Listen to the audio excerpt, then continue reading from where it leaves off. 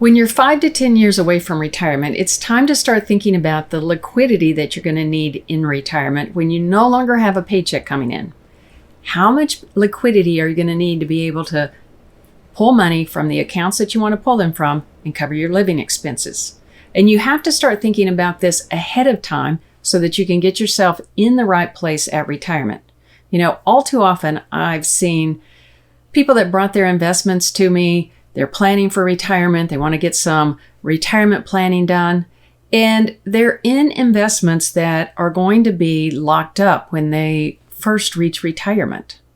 I have one gentleman who brought his IRA statements to me. He's got 2/3 of it in private credit, private equity, private real estate trusts.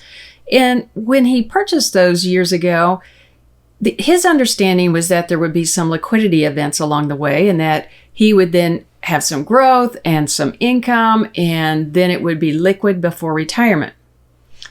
But the markets have changed and the economy has changed and those liquidity events have not happened. And there's no announcement yet as to when those liquidities are going to happen. He doesn't know when he's going to have access to the money that is in these private funds. And that can put some strain on being able to create the cash flow that's needed.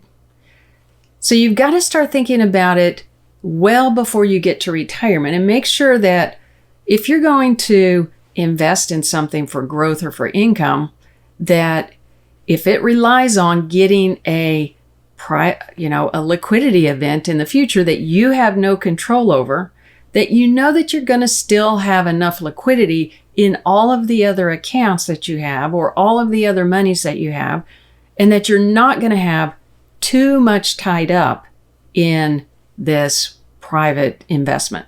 So you've got to look at that, because when you hit retirement, you need to be able to cover your cash flow. You're not going to have that paycheck coming in. So you can't just look at liquidity from your current perspective. As you begin to approach retirement, you've got to start thinking about what you're going to need in retirement and as you work through retirement. And if you need some feedback on that, feel free to send me an email, because I'm here to help you be on your best path in retirement.